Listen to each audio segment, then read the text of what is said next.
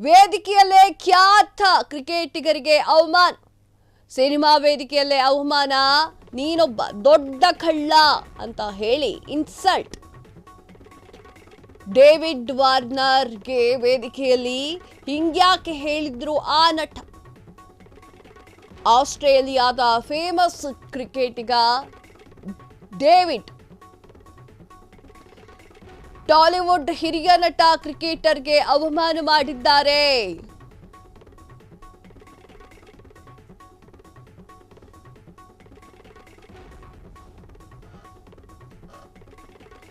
S, ವೇದಿಕೆಯಲ್ಲೇ ಖ್ಯಾತ ಕ್ರಿಕೆಟಿಗನಿಗೆ ಅವಮಾನ ಆಗಿದೆ. ಸಿನಿಮಾ ವೇದಿಕೆಯಲ್ಲೇ ಅವಮಾನವಾಗಿದೆ. ನೀನೊಬ್ಬ ಕಳ್ಳ ಅಂತ ಹೇಳಿದ್ದಾರೆ, ಇನ್ಸಲ್ಟ್ ಮಾಡಿದ್ದಾರೆ. ಡೇವಿಡ್ ಅವರಿಗೆ ಆ ಒಂದು ನಟ ಹೀಗ್ಯಾಕೆ ಹೇಳ್ದ, ಏನ್ ಮಾಡಿದ್ರು ಎನ್ನುವಂತಹ ವಿಚಾರವನ್ನ ಈಗ ಹೇಳ್ತೀವಿ.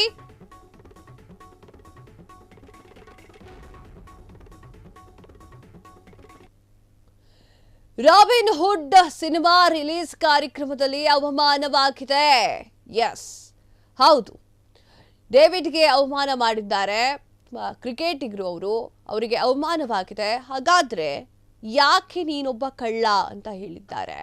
ಯಾರು ಈ ವಿಚಾರವನ್ನ ಹೇಳಿದ್ದಾರೆ? ಎಸ್, ಇದನ್ನ ಹೇಳ್ತೀವಿ.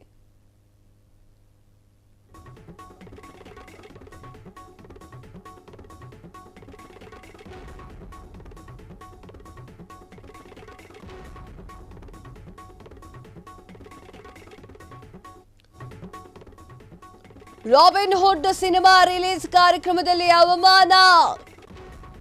ಹೈದರಾಬಾದ್ನ ಸಿನಿಮಾ ಕಾರ್ಯಕ್ರಮದಲ್ಲಿ ಒಂದು ಘಟನೆ.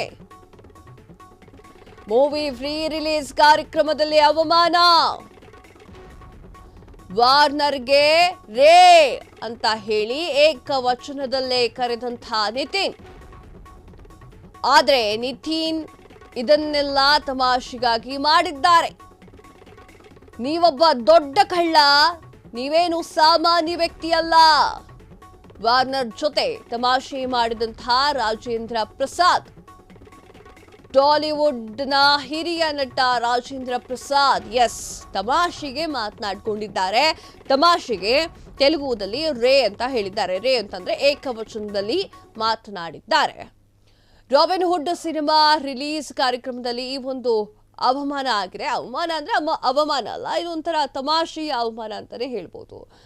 ಹೈದರಾಬಾದ್ನ ಸಿನಿಮಾದಲ್ಲಿ ಒಂದು ಘಟನೆ ನಡೆದಿದೆ. ಮೂವಿ ಫ್ರೀ ರಿಲೀಸ್ ಒಂದು ಕಾರ್ಯಕ್ರಮದಲ್ಲಿ ಅವರಿಗೆ ತಮಾಷೆ ಮಾಡಿದ್ದಾರೆ. ವಾರ್ನರ್ಗೆ ರೇ ಅಂತ ಹೇಳಿ ಏಕವಚನದಲ್ಲಿ ಕರೆದಿದ್ದಾರೆ ನಿತಿನ್. ಆದ್ರೆ ನಿತಿನ್ ಇದನ್ನೆಲ್ಲ ಮಾಡಿದ್ದು ನಾನಾಗ್ಲೇ ಹೇಳಿದೆ, ತಮಾಷೆಯಾಗಿ ತೆಗೆದುಕೊಂಡಿದ್ದಾರೆ ಇವರು ಕೂಡ.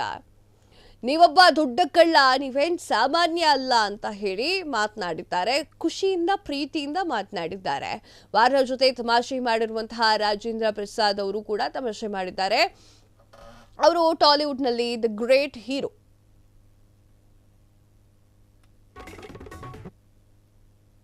ఈ డేవిడ్ వార్నర్ నిన్ను అది కాదు క్రికెట్ ఆడవయానంటే అట్లాడు దొగ్గమ్ముడాడు, మామూలుడు కాదండి వీడు. ఏ వార్నర్, బి వార్నింగ్.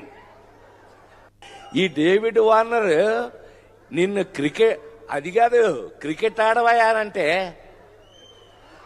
అట్లాడు దొగ్గమ్ముడాడు, మామూలుడు కాదండి వీడు. ఏ వార్నర్, బి వార్నింగ్.